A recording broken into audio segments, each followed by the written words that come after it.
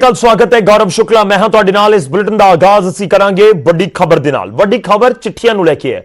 एक चिट्ठी सद्देवाली पहुंची है तो एक चिट्ठी खेतीबाड़ी मंत्री दे वल्लों कुछ दिन पहलां किसान जथेबंदियां दे नाम लिखी गई सी, खुली चिट्ठी दे नाम तो, जिस नूं लैके प्रधानमंत्री ने भी जिक्र किया कि यह सारे लोकां तक पहुंचे ते किसान इस नूं पढ़न।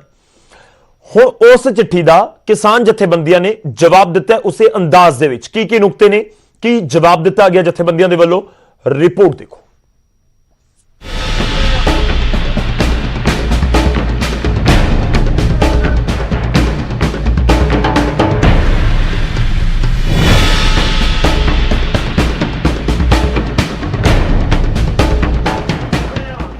खेती कानूनों के चल रहे रेड़के के विचाले खुले खतां का दौर शुरू हो गया है। सरकार ते किसान जथेबंदियां दे वल्लों खुले खत दे राहीं अपने आप नूं सही साबित करने की कोशिश की जा रही है।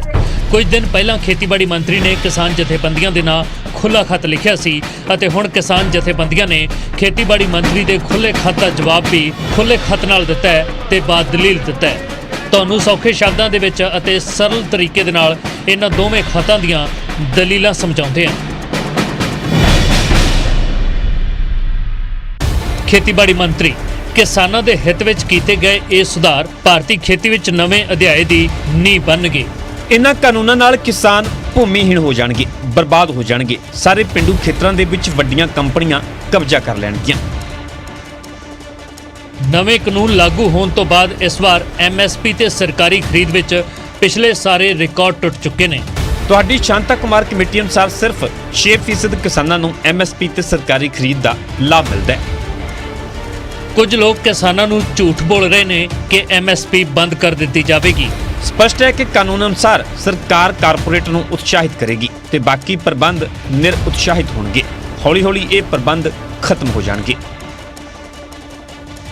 सरकार ने किसानों को लागत की 1.5 गुना कीमत दी है। पिछले 6 साल विच MSP के जरिए लगभग दुगनी राशि किसानों के खात्यां विच पहुंचाई गई है। वो सरकार MSP किवें बंद कर सकती है? ਤੁਸੀਂ ਸੁਪਰੀਮ ਕੋਰਟ ਦੇ ਵਿੱਚ ਹਲਫਨਾਮਾ ਦਿੱਤਾ ਹੋਇਆ ਕਿ ਤੁਸੀਂ C2 ਦਾ 1.5 ਗੁਣਾ ਨਹੀਂ ਦੇ ਸਕਦੇ। ਸੱਚ ਤਾਂ ਇਹ ਕਿ 23 ਦੇ ਵਿੱਚੋਂ ਬਹੁਤੀਆਂ ਫਸਲਾਂ ਦਾ MSP ਦੇ ਮੁਤਾਬਿਕ ਮੁੱਲ ਦਿੱਤਾ ਹੀ ਨਹੀਂ ਜਾਂਦਾ। ਖੁੱਲਾ ਬਾਜ਼ਾਰ ਤੁਹਾਨੂੰ ਤੁਹਾਡੇ ਘਰ ਵਿੱਚ ਹੀ ਫਸਲ ਦਾ ਚੰਗਾ ਮੁੱਲ ਮਿਲਣ ਦਾ ਬਦਲ ਦੇਵੇਗਾ ਅਤੇ ਨਾਲ ਹੀ ਫਸਲ ਨੂੰ ਦੂਜੀ ਥਾਂ ਲੈ ਕੇ ਜਾਣ ਦਾ ਖਰਚਾ ਵੀ ਬਚੇਗਾ। ਜਿਸਨੇ ਕਦੀ ਖੇਤੀ ਨਹੀਂ ਕੀਤੀ ਜਾਂ ਮੰਡੀ ਨਹੀਂ ਵੇਖੀ ਉਹ ਇਹ ਗੱਲ ਮੰਨੇਗਾ। किसान हरेक मंडी ਦੇ ਵਿੱਚ कई दिनों तक फसल बेचण ਦੇ ਲਈ बैठे रहंदे ने क्योंकि होर थां ਤੋਂ ਲੈ ਕੇ ਜਾਣ ਦਾ आर्थिक बोझ नहीं चुक सकते। किसान ते व्यापारी ਦੇ ਵਿਚਾਲੇ सिर्फ फसल ਦਾ समझौता ਹੋਵੇਗਾ, ਜ਼ਮੀਨ ਦਾ ਨਹੀਂ। ਜ਼ਮੀਨ ਤੇ किसान ਦਾ ਹੀ ਮਾਲਕਾਨਾ ਹੱਕ ਰਹੇਗਾ। ਠੇਕਾ ਖੇਤੀ ਕਾਨੂੰਨ ਦੀ 9ਵੀਂ ਧਾਰਾ ਦੇ ਵਿੱਚ ਕਰਜ਼ ਦੇ ਇੱਕ ਸਮਝੌਤੇ ਬਾਰੇ ਸਾਫ਼ ਤੌਰ ਤੇ ਲਿਖਿਆ ਹੋਇਆ ਹੈ ਤੇ ਕਰਜ਼ਾ ਜ਼ਮੀਨ ਗਹਿਣੇ ਰੱਖ ਕੇ ਕਹਿ ਦਿੱਤਾ ਜਾਂਦਾ ਹੈ। खेती कानून के समर्थन में अनेकों सूबे के किसान मिले हैं पर कुछ किसान जथेबंदियों के विच इन्हां नूं लैके भुलेखा पैदा कर दिता गया है। तथहीन ते पार्टीबाजी दीआं गल्लां करके सरकार किसानां नूं भटकाउणा चाहुंदी है। दिल्ली अते आले दुआले दे इलाकिਆਂ विच झूठ की नीति बनाउण दी साजिश रची जा रही है। किसान जथेबंदियां उपर झूठे इल्जाम मढ़े जा रहे हैं। सच के आधार पर गल करनी चाहिए है। कांग्रेस ते आम आदमी पार्टी के चोण मनोरथ पत्रां अते हुड्डा कमेटी ने भी अजिहियां सिफारिशां कीतियां सन। इन्हां सारे मुद्दों के नाल जां पार्टियां दे नाल साडा कोई भी वाह वास्ता नहीं है। MSP मंडी अते जमीन के कब्जे नूं लैके जो झूठ फैलाया जा रहा है उस नूं दूर करने के लिए सरकार यतन कर रही है। किसानों की चिंता दूर करने के लिए असीं तैयार हाँ। साडी यही मंग है कि तिन्ने खेती कानून ते बिजली सोध बिल रद्द किए जाण। तो खेती कानूनों को लैके खुलियां चिट्ठियां का दौर शुरू हो गया। हालांकि सरकार ने किसानों को मुड़ गलबात करने के लिए सदा भेजा है पर यह मसला कित्थे जाके निबड़ेगा ये पता नहीं है। ये एक अद्धा सूबा ही नहीं पूरे देश के अंदर सब तो वध चर्चा का विषय बनया हुआ है।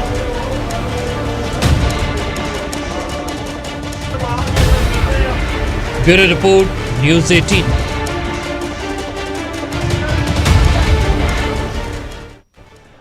तो चिट्ठियां जरूर दोवें पासे तो लिखियां जा रही ने, खुला खत लिखिया जा रहा, आपो अपनी गल रखने की कोशिश है।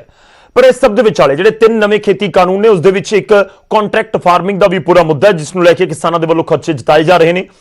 ਤੇ ਇਸ ਦੇ ਉੱਤੇ ਬੀਜੇਪੀ ਦੇ ਆਗੂ ਕੀ ਦਾਅਵਾ ਕਰ ਰਹੇ ਨੇ ਉਹ ਤੁਹਾਨੂੰ ਦੱਸਦੇ ਹਾਂ। ਬੀਜੇਪੀ ਆਗੂ ਵਿਨੀਤ ਜੋਸ਼ੀ ਦਾਅਵਾ ਕਰ ਰਹੇ ਨੇ ਕਿ ਕੰਟਰੈਕਟ ਫਾਰਮਿੰਗ ਪੰਜਾਬ ਦੇ ਵਿੱਚ ਕੋਈ ਨਵੀਂ ਚੀਜ਼ ਨਹੀਂ ਹੈ। ਇਹ 20 ਸਾਲ ਤੋਂ ਪੰਜਾਬ ਦੇ ਵਿੱਚ ਕੰਟਰੈਕਟ ਫਾਰਮਿੰਗ ਆਲਰੇਡੀ ਹੋ ਰਹੀ ਹੈ, ਪਰ ਕਿਸੇ ਵੀ ਕਿਸਾਨ ਦੀ ਜ਼ਮੀਨ ਕੰਪਨੀਆਂ ਨੇ ਜ਼ਬਤ ਨਹੀਂ ਕੀਤੀ ਤਾਂ ਹੁਣ ਕਿਉਂ ਖਦਸ਼ੇ ਜਤਾਏ ਜਾ ਰਹੇ ਨੇ? ਕੀ ਕੁਝ ਕਹਿ ਰਹੇ ਨੇ ਵਿਨੀਤ ਜੋਸ਼ੀ, ਉਹ ਤੁਹਾਨੂੰ ਸੁਣਾਉਂਦੇ ਹਾਂ। ਨਏ ਬਿੱਲਾਂ 'ਚ ਕੰਟਰੈਕਟ ਫਾਰਮਿੰਗ ਦਾ ਹੈਗਾ ਹੈ, ਉਹਨੂੰ ਲੈ ਕੇ ਵੀ ਪਾਇਆ ਹੈ। ਮੈਂ ਕਿਸਾਨ ਵੀਰਾਂ ਨੂੰ ਯਾਦ ਕਰਵਾਉਣਾ ਚਾਹਨਾ ਕਿ ਪੰਜਾਬ ਦੇ ਅੰਦਰ ਜਿਹੜੀ ਏਅਰਟੈਲ ਕੰਪਨੀ ਹੈ, ਜਿਹਦੇ ਮੋਬਾਈਲ ਤੋਂ ਤੁਸੀਂ ਉਸ ਫੇਸਬੁੱਕ ਲਾਈਵ ਹੋ ਰਹੇ ਹੋ, ਉਹਨਾਂ ਦੀ ਫੀਲਡ ਫਰੈਸ਼ ਕੰਪਨੀ ਹੈ ਔਰ ਲਗਭਗ 25 ਸਾਲ ਤੋਂ ਕੰਟਰੈਕਟ ਫਾਰਮਿੰਗ ਕਰ ਰਹੀ ਹੈ ਉੱਥੇ ਲੁਧਿਆਣੇ ਕੋਲ। ਉਹ ਤਾਂ ਕੋਈ ਬੁਰੀ ਗੱਲ ਨਹੀਂ ਹੋਈ। ਪੈਪਸੀਕੋ ਜਿਹੜੀ ਕੰਪਨੀ ਹੈ ਜਿਹਦਾ ਲੀਡਰ ਉਹ 'ਚ ਹੈਗਾ, ਕਾਂਗਰਸ 'ਚ ਹੈਗਾ, ਉਹਨਾਂ ਦੀ ਜਿਹੜੀ ਇੱਥੇ ਪਟਿਆਲੇ ਕੋਲ ਹੈਗੀ ਹੈ, ਉੱਥੇ ਉਹਨਾਂ ਦੀ ਕੰਟਰੈਕਟ ਫਾਰਮਿੰਗ ਚੱਲ ਰਹੀ ਕਈ ਸਾਲਾਂ ਤੋਂ, ਉਸ 'ਚ ਤਾਂ ਕਿਸੇ ਤੋਂ ਕੋਈ ਜ਼ਮੀਨ ਨਹੀਂ ਮਰੀ। ਹੁਣ ਅੱਗੇ ਵਧਦੇ ਹਾਂ। ਚਿੱਠੀਆਂ ਦਾ ਜ਼ਿਕਰ ਹੋ ਰਿਹਾ ਤਾਂ ਇੱਕ ਚਿੱਠੀ ਕੇਂਦਰ ਦੀ ਕਿਸਾਨਾਂ ਦੇ ਕੋਲ ਵੀ ਪਹੁੰਚੀ ਹੈ। ਕਰੀਬ 5 ਤੋਂ 6 ਪੰਨਿਆਂ ਦੀ ਚਿੱਠੀ ਹੈ। ਕਰੀਬ 40 ਜਥੇਬੰਦੀਆਂ ਨੂੰ ਇਸ ਚਿੱਠੀ ਦੇ ਜ਼ਰੀਏ ਸੱਦਾ ਗੱਲਬਾਤ ਦਾ ਦਿੱਤਾ ਗਿਆ। ਪਰ ਇਸ ਚਿੱਠੀ ਦੇ ਵਿੱਚ ਅਹਿਮ ਕੀ ਹੈ? ਇਸ ਚਿੱਠੀ ਦੇ ਵਿੱਚ ਕੋਈ ਤਾਰੀਖ ਨਹੀਂ ਦੱਸੀ ਗਈ ਕਿ ਕਿੰਨੀ ਤਾਰੀਖ ਨੂੰ ਤੁਸੀਂ ਆ ਕੇ ਮਿਲੋ, ਗੱਲਬਾਤ ਕਰੋ। ਇਸ ਚਿੱਠੀ ਦੇ ਵਿੱਚ ਸਮਾਂ ਵੀ ਨਹੀਂ ਦੱਸਿਆ ਗਿਆ ਕਿ ਕਿਹੜਾ ਸਮਾਂ ਹੋਏਗਾ। ਹਾਂ, ਥਾਂ ਦਾ ਜ਼ਰੂਰ ਜ਼ਿਕਰ ਹੈ ਕਿ ਉਹੀ ਵਿਗਿਆਨ ਭਵਨ ਨਵੀਂ ਦਿੱਲੀ ਦੇ ਵਿੱਚ ਜਿੱਥੇ ਗੱਲਬਾਤ ਹੋਏਗੀ। ਸਮਾਂ ਤੇ ਤਾਰੀਖ ਨਾ ਹੋਣ ਕਰਕੇ ਇਸ ਚਿੱਠੀ ਨੂੰ ਲੈ ਕੇ ਸਵਾਲ ਉੱਠ ਰਹੇ ਨੇ। ਰਿਪੋਰਟ ਦੇਖੋ।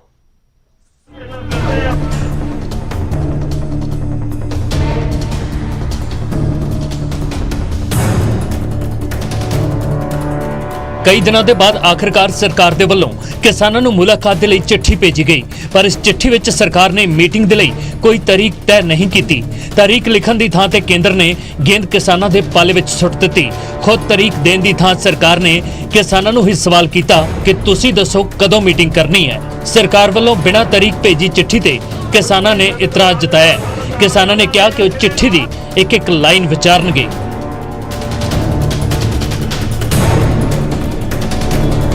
ਮੀਟਿੰਗ 'ਚ ਸਾਰਾ ਕੁਝ ਵਿਚਾਰ ਕੇ ਹੀ ਫਿਰ ਜਿਹੜਾ ਅਗਲੀ ਰਣਨੀਤੀ ਦੱਸਾਂਗੇ ਕਿ ਸਰਕਾਰ ਨਾਲ ਮੀਟਿੰਗ ਕਰਨੀ ਹੈ ਜਾਂ ਨਹੀਂ ਕਰਨੀ। ਜੋ ਚਿੱਠੀ ਦੇ ਵਿੱਚ ਪ੍ਰਪੋਜ਼ਲ ਕਿਹੋ ਜੀ ਆਈ ਹੈ, ਉਹ ਸਾਰੀ ਸਥਿਤੀ ਨੂੰ ਵਾਚ ਕੇ ਸਰਕਾਰ ਜਿਹੜਾ ਪ੍ਰਚਾਰ ਕਰ ਰਹੀ ਹੈ, ਕਿਹੋ ਜਿਹਾ ਕਰ ਰਹੀ ਹੈ, ਅੰਦੋਲਨ ਦੇ ਖਿਲਾਫ ਜਿਵੇਂ ਕਰ ਰਹੀ ਹੈ, ਔਰ ਉਹਦੇ ਸਾਰੀ ਜਿਹੜੀ ਸਥਿਤੀ ਵਾਚ ਕੇ ਹੀ ਗੱਲਬਾਤ। ਕੇਂਦਰ ਦੇ ਵੱਲੋਂ ਬਿਨਾਂ ਤਾਰੀਖ ਭੇਜੀ ਚਿੱਠੀ ਤੇ ਜਦੋਂ ਬੀਜੇਪੀ ਨੂੰ ਸਵਾਲ ਕੀਤਾ ਗਿਆ ਤਾਂ ਉਹਨਾਂ ਦਾ ਕੀ ਜਵਾਬ ਸੀ, ਜ਼ਰਾ ਉਹ ਵੀ ਸੁਣ ਲਵੋ। ਸੱਦੇ ਪੱਤਰ ਨੂੰ ਲੈ ਕੇ ਪਹਿਲਾਂ ਤਾਂ ਇਹ ਕਨਫਿਊਜ਼ਨ ਹੈ ਕਿ ਕੀ ਇਹ ਕਿਹੋ ਜਿਹਾ ਸੱਦਾ ਪੱਤਰ ਹੈ, ਮਤਲਬ ਨਾ ਕੋਈ ਟਾਈਮ ਹੈ, ਨਾ ਡੇਟ ਹੈ, ਨਾ ਕੀ ਹੈ। ਮੈਨੂੰ ਸਮਝ ਨਾ ਆਦੀ ਕਿ ਗੱਲ ਦਾ ਗਲੋੜ ਬਣਦਾ ਜਾ ਰਿਹਾ ਹੈ। ਗੱਲ ਕੁਛ ਨਹੀਂ। ਦਰਸ਼ਨਪਾਲ ਜੀ ਨੇ ਜਿਹੜਾ ਪ੍ਰਪੋਜ਼ਲ ਭੇਜੀ ਸੀ ਉਹਦੇ ਤੇ ਜੋ 29 ਸੀ ਉਹ ਕਰਕੇ ਸਰਕਾਰ ਨੂੰ ਭੇਜੀ, ਔਰ ਸਰਕਾਰ ਤਾਂ ਪਹਿਲੇ ਦਿਨ ਤੋਂ ਹੀ ਕਹਿ ਰਹੀ ਹੈ ਕਿ ਅਸੀਂ ਗੱਲਬਾਤ ਨੂੰ ਤਿਆਰ ਹੈ। ਜਥੇਬੰਦੀਆਂ ਜਦੋਂ ਚਾਹਣ ਅਸੀਂ ਗੱਲ ਕਰਨ ਨੂੰ ਤਿਆਰ ਹਾਂ। ਸੋ ਜਦ ਤੁਸੀਂ ਕਿਸੇ ਨੂੰ ਮਿਲਣਾ ਹੈ ਔਰ ਜਦ ਤੁਸੀਂ ਉਹਨੂੰ ਕਹਿੰਦੇ ਹੋ ਕਿ ਅਸੀਂ ਕਿਸ ਵਕਤ ਗੱਲਬਾਤ ਕਰਨੀ ਹੈ, ਸਾਨੂੰ ਦੱਸ ਦੇ, ਇੱਕ ਤੁਸੀਂ ਹੋਰ ਵੱਡਾ ਜੈਸਰ, ਖੁੱਲਾ ਦਿਲ ਦਿਖਾਉਂਦੇ ਹੋ।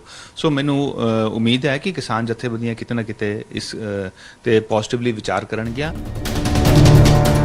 ਕੇਂਦਰ ਵੱਲੋਂ ਬਿਨਾਂ ਤਾਰੀਖ ਚਿੱਠੀ ਭੇਜੇ ਜਾਣ ਤੇ ਵਿਰੋਧੀ ਧਿਰਾਂ ਨੇ ਸਰਕਾਰ ਨੂੰ ਘੇਰਿਆ ਹੈ। ਵਿਰੋਧੀ ਧਿਰਾਂ ਨੇ ਕਿਹਾ ਕਿ ਸਰਕਾਰ ਨੇ ਅਧੂਰੇ ਮਨ ਦੇ ਨਾਲ ਮੀਟਿੰਗ ਲਈ ਚਿੱਠੀ ਭੇਜੀ ਹੈ, ਜੋ ਦੱਸਦੀ ਹੈ ਕਿ ਇਸ ਮਸਲੇ ਨੂੰ ਹੱਲ ਕਰਨ ਦੀ ਸਰਕਾਰ ਦੀ ਮਨਸ਼ਾ ਹੀ नहीं है। आपको चाहिए कि उनको बुला करके टाइम फिक्स करके बात करें।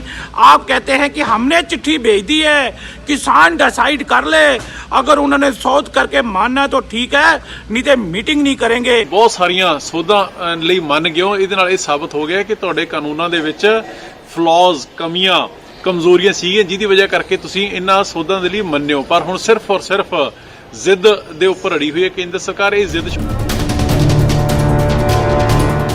8 ਦਸੰਬਰ ਤੋਂ ਬਾਅਦ ਕਿਸਾਨਾਂ ਤੇ ਸਰਕਾਰ ਦੇ ਵਿਚਾਲੇ ਕੋਈ ਰਸਮੀ ਗੱਲਬਾਤ ਨਹੀਂ ਹੋਈ, ਪਰ ਹੁਣ ਕੇਂਦਰ ਨੇ ਕਿਸਾਨਾਂ ਨੂੰ ਮੀਟਿੰਗ ਦੇ ਲਈ ਚਿੱਠੀ ਤਾਂ ਭੇਜੀ ਹੈ, ਪਰ ਇਸ ਬਿਨਾਂ ਤਾਰੀਖ ਵਾਲੀ ਚਿੱਠੀ ਭੇਜੇ ਜਾਣ ਦੇ ਨਾਲ ਨਵੇਂ ਸਵਾਲ ਖੜੇ ਹੋ ਗਏ ਨੇ। Bureau report, news 18।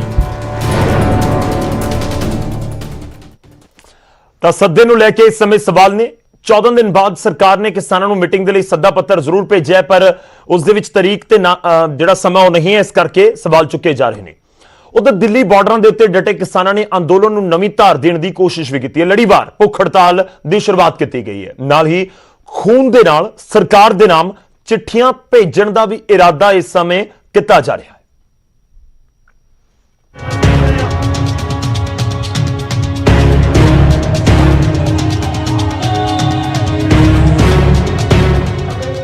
Singhu Tikri ਤੇ ਪਲਵਲ 'ਚ ਦਿੱਲੀ ਦੇ ਬਾਰਡਰ ਕਿਸਾਨਾਂ ਨੇ ਲਗਾਤਾਰ ਘੇਰੇ ਹੋਏ ਨੇ ਤੇ ਇਰਾਦਾ ਉਹੀ ਹੈ, ਸਰਕਾਰ ਤਿੰਨੇ ਕਾਨੂੰਨ ਵਾਪਸ ਲਵੇਗੀ ਤਾਂ ਹੀ ਦਿੱਲੀ ਦੇ ਬਾਰਡਰ ਖਾਲੀ ਕੀਤੇ ਜਾਣਗੇ। ਫਿਲਹਾਲ ਕਾਨੂੰਨਾਂ ਦੇ ਖਿਲਾਫ ਅੰਦੋਲਨ ਹੋਰ ਵੀ ਤੇਜ਼ ਕਰ ਦਿੱਤਾ ਗਿਆ ਹੈ। ਲੜੀਵਾਰ ਭੁੱਖ ਹੜਤਾਲ ਦੀ ਸ਼ੁਰੂਆਤ ਕਰ ਦਿੱਤੀ ਗਈ ਹੈ ਤੇ ਪਹਿਲੇ ਦਿਨ 11 ਕਿਸਾਨ ਆਗੂਆਂ ਨੇ ਅੰਨ ਤਿਆਗਿਆ ਹੈ। ਇਸੇ ਤਰ੍ਹਾਂ ਹੀ 11-11 ਦੀ ਗਿਣਤੀ 'ਚ ਜਥੇਬੰਦੀਆਂ ਦੇ ਆਗੂ ਰੋਜ਼ਾਨਾ 24 ਘੰਟਿਆਂ ਦਾ ਵਰਤ ਰੱਖਣਗੇ।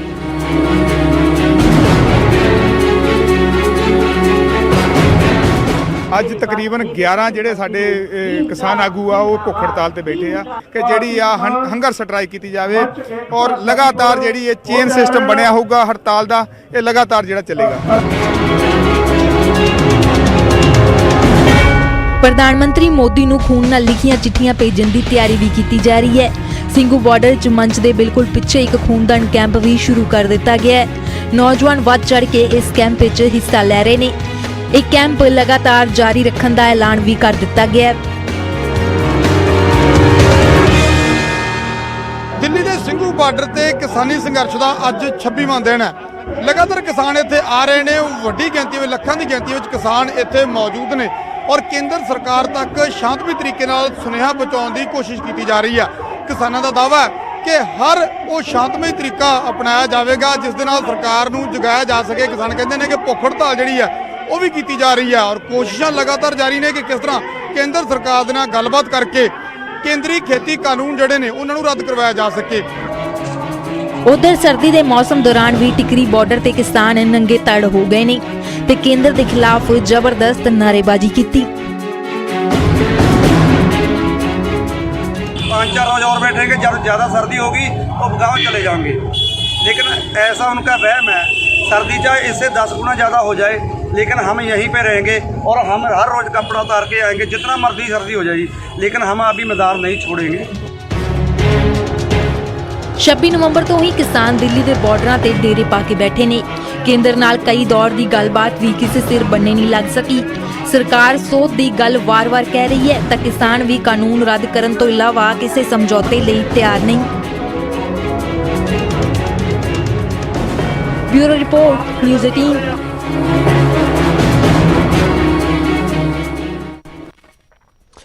ਹੁਣ ਅੱਗੇ ਵਧਦੇ ਹਾਂ ਕਿਉਂਕਿ ਸਿਆਸਤ ਹੋ ਰਹੀ ਹੈ ਤੇ ਸਭ ਦੇ ਵਿਚਾਲੇ ਇਨਕਮ ਟੈਕਸ ਦੇ ਛਾਪਿਆਂ ਨੂੰ ਲੈ ਕੇ ਵੀ ਸਵਾਲ ਉੱਠ ਰਹੇ ਨੇ ਕਿ ਇਹਦੀ ਟਾਈਮਿੰਗ ਨੂੰ ਲੈ ਕੇ ਸਵਾਲ ਉੱਠ ਰਹੇ ਨੇ। ਇਨਕਮ ਟੈਕਸ ਦੇ ਵੱਲੋਂ ਕੀਤੀ ਛਾਪੇਮਾਰੀ ਕਾਰਨ ਆੜਤੀਆਂ ਨੇ ਵੀ ਮੋਰਚਾ ਖੋਲ੍ਹਿਆ। ਸਰਕਾਰ ਦੇ ਖਿਲਾਫ ਆੜਤੀਆਂ ਨੇ 22 ਤਰੀਕ ਤੋਂ ਲੈ ਕੇ 25 ਤਰੀਕ ਤੱਕ 25 ਦਸੰਬਰ ਤੱਕ ਸ਼ੁੱਕਰਵਾਰ ਤੱਕ ਪੰਜਾਬ ਦੀਆਂ ਸਾਰੀਆਂ ਮੰਡੀਆਂ ਬੰਦ ਰੱਖਣ ਦਾ ਐਲਾਨ ਕੀਤਾ ਹੈ। ਉਹਨਾਂ ਨੇ ਕੇਂਦਰ ਸਰਕਾਰ ਦੇ ਉੱਤੇ ਬਦਲੇ ਨਾਲ ਕੰਮ ਕਰਨ ਦੇ ਇਲਜ਼ਾਮ ਵੀ ਲਗਾਏ।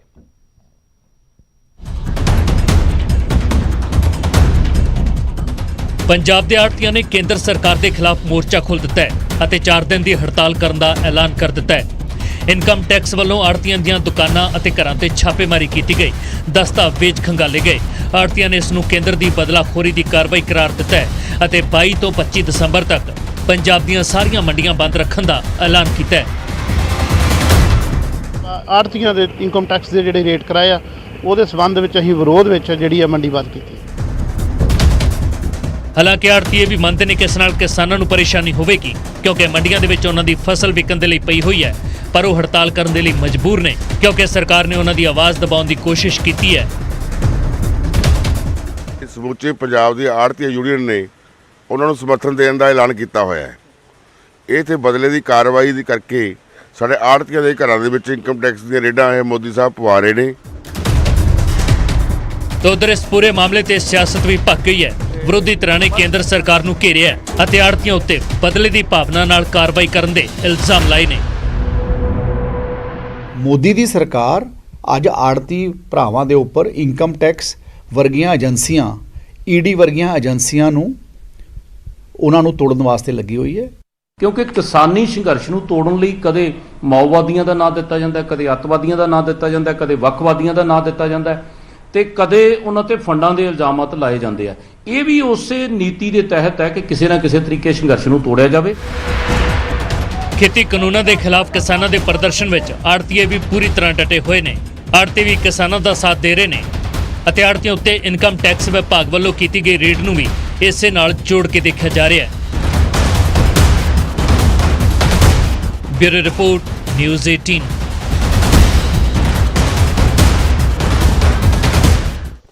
ਹੁਣ ਅੱਗੇ ਵਧਦੇ ਅਗਲੀ ਖਬਰ ਦਾ ਰੁਖ ਕਰਾਂਗੇ। ਭਾਰਤੀ ਕਿਸਾਨ ਯੂਨੀਅਨ ਉਗਰਾਹਾਂ ਦੇ ਨਾਲ ਜੁੜੀ ਹੋਈ ਖਬਰ ਹੈ। ਭਾਰਤੀ ਕਿਸਾਨ ਯੂਨੀਅਨ ਏਕਤਾ ਉਗਰਾਹਾਂ ਦੇ ਜਨਰਲ ਸਕੱਤਰ ਦੇ ਬੈਂਕ ਖਾਤਿਆਂ ਦੇ ਵਿੱਚ ਵਿਦੇਸ਼ੀ ਫੰਡ ਆਇਆ ਹੈ। ਜਨਰਲ ਸਕੱਤਰ ਸੁਖਦੇਵ ਸਿੰਘ ਕੋਕਰੀ ਕਲਾਂ ਦੇ ਖਾਤੇ ਦੇ ਵਿੱਚ ਇਹ ਫੰਡ ਆਇਆ ਹੈ ਤੇ ਪੰਜਾਬ ਐਂਡ ਸਿੰਧ ਬੈਂਕ ਜਿੱਥੇ ਉਹਨਾਂ ਦਾ ਖਾਤਾ ਹੈ ਉਸ ਬੈਂਕ ਦੇ ਮੈਨੇਜਰ ਨੇ ਫੰਡ ਦੇਣ ਵਾਲਿਆਂ ਦੀ ਡਿਟੇਲ ਮੰਗ ਲਈ ਹੈ। ਪੈਸੇ ਭੇਜਣ ਵਾਲਿਆਂ ਦੀ ਪਾਸਪੋਰਟ ਕਾਪੀ ਤੇ ਹੋਰ ਡਿਟੇਲ ਮੰਗੀ ਗਈ ਹੈ ਬੈਂਕ ਮੈਨੇਜਰ ਦੇ ਵੱਲੋਂ। ਉਹਨਾਂ ਦਾ ਇਹ ਪੂਰਾ ਰੂਲ ਹੋਏਗਾ ਕਿ ਜੇਕਰ ਵਿਦੇਸ਼ ਤੋਂ ਪੈਸਾ ਆ ਰਿਹਾ ਤਾਂ ਕਿੱਥੋਂ ਆ ਰਿਹਾ, ਕਿਉਂ ਆ ਰਿਹਾ, ਉਸ ਦਾ ਜਵਾਬ ਲਾਜ਼ਮੀ ਤੌਰ ਤੇ ਹੋਏਗਾ। 6 ਤੋਂ 7 ਲੱਖ ਰੁਪਏ ਕਿਸਾਨੀ ਅੰਦੋਲਨ ਵਾਸਤੇ ਆਏ ਨੇ, ਇਹ ਸੁਖਦੇਵ ਸਿੰਘ ਕੋਕਰੀ ਕਲਾਂ ਦੇ ਵੱਲੋਂ ਕਿਹਾ ਜਾ ਰਿਹਾ। ਦੇਸ਼ ਦੇ ਵਿੱਚੋਂ ਵੀ ਕਈ ਲੋਕਾਂ ਨੇ ਪੈਸੇ ਭੇਜੇ ਨੇ। ਜਿਹੜੇ ਜਨਰਲ ਸਕੱਤਰ ਨੇ ਭਾਰਤੀ ਕਿਸਾਨ ਯੂਨੀਅਨ ਏਕਤਾ ਉਗਰਾਹਾਂ ਦੇ, ਉਹਨਾਂ ਦੇ ਵੱਲੋਂ ਇਹ ਦਾਅਵਾ ਕੀਤਾ ਜਾ ਰਿਹਾ ਤਾਂ ਲਗਾਤਾਰ ਇਹ ਜ਼ਿਕਰ ਹੋ ਰਿਹਾ ਕਿ ਜਿਹੜੇ ਵਿਦੇਸ਼ਾਂ 'ਚ ਪੰਜਾਬੀ ਵਸਦੇ ਨੇ, NRIs ਹੈਗੇ ਨੇ, ਉਹ ਵੀ ਮਦਦ ਕਰ ਰਹੇ ਨੇ। ਪਰ ਪੰਜਾਬ ਐਂਡ ਸਿੰਧ ਬੈਂਕ ਜ਼ਰੂਰ ਇਸ ਸਮੇਂ डिटेल मांग रहे हैं। 1 लाख से ऊपर कुछ अमाउंट आया है। कब आई ये अमाउंट? 2-3 दिन पहले आई थी। तो आपकी तरफ से कोई नोटिस भी दिया गया था, इनको बुलाया गया था? नोटिस नहीं, ऐसा है ना कि जो फॉरेन से डोनेशन के रूप में जो भी पैसे आते हैं वो फकरा गाइडलाइन के अनुसार गृह मंत्रालय से या तो परमिशन लेना होता है, और उसमें 1-2 चीज़ और होती है कि जैसे जो सेंडर है वो NRI है, इंडियन पासपोर्ट होल्डर है या इंडियन सिटीजनशिप छोड़ चुका है, वो वेरीफाई करना होता है। वो मैंने उनको बता दिया था, तो वो सबमिट करने के लिए वो सबमिट करेंगे, बस क्लियर हो जाएगा उनका फंड। मेरे अकाउंट च NRI की ओर से काफ़ी पैसे आ चुके हैं।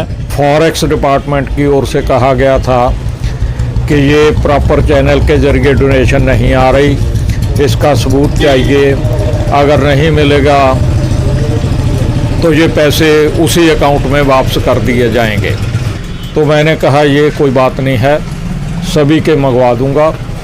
ये पासपोर्ट की फ़ोटोकॉपी जो है आ जाएंगी। ये आज बात हुई है ब्रांच मैनेजर ने बुलाकर। ਤੇ ਦਾਅਵਾ ਕੀਤਾ ਜਾ ਰਿਹਾ ਹੈ ਸੁਖਦੇਵ ਸਿੰਘ ਕੋਕਰੀ ਕਲਾਂ ਦੇ ਵੱਲੋਂ ਕਿ ਕਿਸਾਨੀ ਅੰਦੋਲਨ ਦੇ ਲਈ ਪੈਸਾ ਆਇਆ ਹੈ, ਪਰ ਬੈਂਕ ਇਸ ਪੂਰੇ ਮਾਮਲੇ ਦੇ ਵਿੱਚ ਪ੍ਰੂਫ ਮੰਗ ਰਿਹਾ ਕਿ ਕਿੱਥੋਂ ਪੈਸਾ ਕਿਸਨੇ ਭੇਜਿਆ ਹੈ, ਪੂਰੀ ਡਿਟੇਲ ਦਿਵੋ। ਅੱਗੇ ਵਧਦੇ ਹਾਂ ਤੇ ਗੱਲ ਕਰੋਨਾ ਦੀ ਕਰਾਂਗੇ। ਕਰੋਨਾ ਦਾ ਕਹਿਰ ਅਜੇ ਖਤਮ ਨਹੀਂ ਹੋਇਆ। ਸਾਨੂੰ ਇਸ ਗੱਲ ਦਾ ਖਿਆਲ ਰੱਖਣ ਦੀ ਲਾਜ਼ਮੀ ਤੌਰ ਤੇ ਜ਼ਰੂਰਤ ਹੈ ਕਿ ਜਦੋਂ ਤੱਕ ਵੈਕਸੀਨ ਨਹੀਂ ਆਉਂਦੀ ਉਸ ਵੇਲੇ ਤੱਕ ਕੋਈ ਢਿੱਲ ਨਾ ਹੋਵੇ, ਨਾ ਤਾਂ ਮਾਸਕ ਵਾਲੀ ਤੇ ਨਾ ਹੀ ਸੋਸ਼ਲ ਡਿਸਟੈਂਸਿੰਗ ਦੀ, ਕਿਉਂਕਿ ਬ੍ਰਿਟਨ ਦੇ ਵਿੱਚ ਕਰੋਨਾ ਦਾ ਜੋ ਨਵਾਂ ਰੂਪ ਨਜ਼ਰ ਆ ਰਿਹਾ ਹੈ ਉਹ ਕਾਫੀ ਘਾਤਕ ਮੰਨਿਆ ਜਾ ਰਿਹਾ। ਉਸ ਤੋਂ ਬਾਅਦ ਵੱਡਾ ਫੈਸਲਾ ਭਾਰਤ ਸਰਕਾਰ ਨੇ ਲਿਆ ਹੈ। ਰਿਪੋਰਟ ਦੇਖੋ।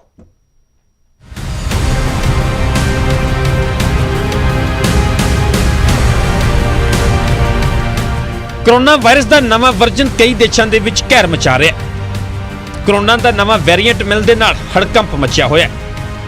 ਆਲਮ ਇਹ ਹੈ ਕਿ ਕਈ ਇਲਾਕਿਆਂ ਦੇ ਵਿੱਚ ਇਹਤਿਆਤਨ ਸਖਤ ਲੋਕਡਾਊਨ ਲਗਾਇਆ ਜਾ ਚੁੱਕਾ ਹੈ। ਇਸ ਵਾਇਰਸ ਦੇ ਖਤਰਨਾਕ ਪ੍ਰਭਾਵਾਂ ਨੂੰ ਵੇਖਦੇ ਹੋਏ ਭਾਰਤ ਸਰਕਾਰ ਨੇ ਵੀ ਚਿੰਤਾ ਜ਼ਾਹਰ ਕੀਤੀ ਹੈ। ਐਤਵਾਰ ਦੇਰ ਸ਼ਾਮ ਭਾਰਤੀ ਸਿਹਤ ਮੰਤਰਾਲੇ ਨੇ ਜੁਆਇੰਟ ਮੋਨੀਟਰਿੰਗ ਗਰੁੱਪ ਦੇ ਨਾਲ ਉੱਚ ਪੱਧਰੀ ਬੈਠਕ ਕਰਦੇ ਹੋਏ ਕੋਰੋਨਾ ਵਾਇਰਸ ਦੇ ਇਸ ਨਵੇਂ ਵਰਜਨ ਤੇ ਚਰਚਾ ਕੀਤੀ। ਇਸ ਤਰ੍ਹਾਂ ਦੀ ਮੁਸੀਬਤ ਭਾਰਤ ਦੇ ਵਿੱਚ ਆਉਣ ਤੋਂ ਪਹਿਲਾਂ ਹੀ ਇਸ ਦੇ ਨਾਲ ਨਿਪਟਣ ਦੀ ਯੋਜਨਾ ਬਣਾਉਣ ਤੇ ਬੈਠਕ ਦੇ ਵਿੱਚ ਜ਼ੋਰ ਦਿੱਤਾ ਗਿਆ। ਦੱਸਦੇ ਕਿ ਬਰਤਾਨੀਆ ਦੇ ਵਿੱਚ ਕੋਰੋਨਾ ਮਿਊਟੇਸ਼ਨ ਆਉਣ ਦੇ ਬਾਅਦ ਅਚਾਨਕ ਕੇਸਾਂ ਦੇ ਵਿੱਚ ਵਾਧਾ ਹੋਇਆ। ਉੱਥੇ ਭਾਰਤ ਸਰਕਾਰ ਦੇ ਵੱਲੋਂ ਅਹਤਿਆਤ ਦੇ ਵਜੋਂ ਵੱਡਾ ਫੈਸਲਾ ਲਿਆ ਗਿਆ। ਭਾਰਤ ਸਰਕਾਰ ਨੇ ਵੱਡਾ ਫੈਸਲਾ ਲੈਂਦੇ ਹੋਏ ਭਾਰਤ ਦੇ ਵਿੱਚ ਬ੍ਰਿਟੇਨ ਦੀਆਂ ਫਲਾਈਟਾਂ ਤੇ 31 ਦਸੰਬਰ तक रोक लगा दी है। ब्रिटेन से जो हवाई जहाज है उसको भी सेवा बंद कर दिया गया है। तो फिलहाल हम लोग सारी तैयारी कर रहे हैं। इसमें मैं बार बार कहूँगा कि कोई बहुत अफवाह का बाजार गर्द न हो, लोग अफवाहों से सावधान रहें। और हम लोगों ने जब कोविड के कालखंड में वैश्विक महामारी में प्रधानमंत्री नरेंद्र भाई मोदी जी के नेतृत्व में उस पर कंट्रोल करने का पूरा प्रयास किया है, दुनिया में बेहतर काम किए हैं। तो निश्चित रूप से हम ऐसी सभी चीज़ों पर भी निपटने की पूरी क्षमता और हर प्रकार का सामर्थ्य हमारे भारत के लोगों में। कोविड केसेस की बढ़ोतरी बढ़ना जी आंकड़े हैं वो नहीं है, एक नया स्ट्रेन है और उसको नया स्ट्रेन जो है उस पे उसकी जो स्प्रेड है उस पे अभी पूरी लोगों के पास जानकारी नहीं है। तो हमने यही निर्णय लिया है कि मिडनाइट कल से लेके एक टेम्पररी सस्पेंशन होगी और सारी हमारी जो फ्लाइट्स यूके को जा रही थी या यूके से आ रही थी वो 31 दिसंबर तक सस्पेंडेड रही। ਕਿਸੇ ਵੀ ਵਾਇਰਸ ਦੇ ਵਿੱਚ ਲਗਾਤਾਰ ਮਿਊਟੇਸ਼ਨ ਹੁੰਦਾ ਰਹਿੰਦਾ ਹੈ। ਜ਼ਿਆਦਾਤਰ ਵੇਰੀਐਂਟ ਖੁਦ ਹੀ ਮਿਊਟੇਟ ਹੋਣ ਦੇ ਬਾਅਦ ਮਰ ਜਾਂਦੇ ਨੇ, ਪਰ ਕਦੇ-ਕਦੇ ਵਾਇਰਸ ਮਿਊਟੇਟ ਹੋਣ ਦੇ ਬਾਅਦ ਪਹਿਲਾਂ ਨਾਲੋਂ ਕਈ ਗੁਣਾ ਜ਼ਿਆਦਾ ਮਜ਼ਬੂਤ ਤੇ ਖਤਰਨਾਕ ਹੋ ਕੇ ਸਾਹਮਣੇ ਆਉਂਦਾ ਹੈ। ਇਹ ਪ੍ਰਕਿਰਿਆ ਇੰਨੀ ਜਲਦੀ ਹੁੰਦੀ ਹੈ ਕਿ ਵਿਗਿਆਨੀਆਂ ਨੂੰ ਵੀ ਸਮਝਣ ਤੇ ਰਿਸਰਚ ਕਰਨ ਦੇ ਵਿੱਚ ਸਮਾਂ ਲੱਗਦਾ ਹੈ ਤੇ ਤਦ ਤੱਕ ਵਾਇਰਸ ਇੱਕ ਵੱਡੀ ਆਬਾਦੀ ਨੂੰ ਆਪਣੀ ਚਪੇਟ ਵਿੱਚ ਲੈ ਚੁੱਕਾ ਹੁੰਦਾ ਹੈ। ਜਿਵੇਂ ਕਿ ਬ੍ਰਿਟਨ ਸਮੇਤ ਕਈ ਦੇਸ਼ਾਂ ਦੇ ਵਿੱਚ ਅਜਿਹਾ ਹੀ ਨਜ਼ਰ ਆ ਰਿਹਾ ਹੈ। ਬਰਤਾਨੀਆ ਦੇ ਵਿੱਚ ਦਿਖੇ ਕਰੋਨਾ ਦੇ ਇਸ ਨਵੇਂ ਵਰਜਨ ਨੂੰ ਲੈ ਕੇ ਜਾਣਕਾਰਾਂ ਦੀ ਮੰਨੀਏ ਤਾਂ ਜਦੋਂ ਤੋਂ ਕਰੋਨਾ ਵਾਇਰਸ ਆਇਆ ਤਦ ਤੋਂ ਹੀ 4000 ਵਾਰ ਮਿਊਟੇਟ ਕਰ ਚੁੱਕਾ ਹੈ। ਹਾਲਾਂਕਿ ਵੇਖਣਾ ਹੋਵੇਗਾ ਕਿ ਬਰਤਾਨੀਆ ਦੇ ਵਿੱਚ ਵੱਧ ਰਹੇ ਕਰੋਨਾ ਦੇ ਕੇਸਾਂ ਦਾ ਅਸਲ ਕਾਰਨ ਕੀ ਹੈ। ਸੱਚ ਦੇ ਵਿੱਚ ਵਾਇਰਸ ਦਾ ਨਵਾਂ ਵਰਜਨ ਹੈ ਜਾਂ ਫਿਰ ਕੁਝ ਹੋਰ, ਜਿਸ ਤੇ ਅਜੇ ਰਿਸਰਚ ਦੀ ਜ਼ਰੂਰਤ ਹੈ। ਹਾਲਾਂਕਿ ਵਿਗਿਆਨੀਆਂ ਦੀ ਮੰਨੀਏ ਤਾਂ ਜੋ ਕਰੋਨਾ ਵੈਕਸੀਨ ਲੋਕਾਂ ਨੂੰ ਦਿੱਤਾ ਜਾ ਰਿਹਾ ਉਹ ਨਵੇਂ ਵਰਜਨ ਦੇ ਖਿਲਾਫ ਲੜਨ ਦੇ ਵਿੱਚ ਅਹਿਮ ਭੂਮਿਕਾ ਨਿਭਾਵੇਗਾ ਤੇ ਸਰੀਰ ਤੇ ਪ੍ਰਭਾਵੀ ਹੋਵੇਗਾ। Bureau report, news 18 Punjab. ਤਾਂ ਸਤਰਕ ਰਹਿਣ ਦੀ ਜ਼ਰੂਰਤ ਹੈ ਕਿਉਂਕਿ ਕਰੋਨਾ ਨੂੰ ਲੈ ਕੇ ਢਿੱਲ ਬਹੁਤ ਵੱਡੇ ਪੱਧਰ ਤੇ ਨਜ਼ਰ ਆਈ ਹੈ। ਪਰ ਇਸ ਸਭ ਦੇ ਵਿਚਾਲੇ ਜ਼ਰੂਰ ਧਿਆਨ ਰੱਖੋ ਕਿ ਕਰੋਨਾ ਦਾ ਖਤਰਾ ਜਦੋਂ ਤੱਕ ਵੈਕਸੀਨ ਨਹੀਂ ਆ ਜਾਂਦੀ ਹਿੰਦੁਸਤਾਨ ਦੇ ਵਿੱਚ, ਉਸ ਵੇਲੇ ਤੱਕ ਅਸੀਂ ਜ਼ਰੂਰ ਖਿਆਲ ਰੱਖੀਏ ਤੇ ਜ਼ਰੂਰ ਜਿਹੜੀ ਸੋਸ਼ਲ ਡਿਸਟੈਂਸਿੰਗ ਤੇ ਮਾਸਕ ਪਾਏ ਰੱਖੀਏ। ਫਿਲਹਾਲ ਇਸ ਬੁਲੇਟਿਨ ਦੇ ਵਿੱਚ ਨਹੀਂ, ਤੁਸੀਂ ਨਿਊਜ਼ 18 ਪੰਜਾਬ ਦੇ ਨਾਲ ਬਣੇ ਰਹੋ। ਖਬਰਾਂ ਦਾ ਸਿਲਸਿਲਾ ਅੱਗੇ ਵੀ ਜਾਰੀ ਰਹੇ।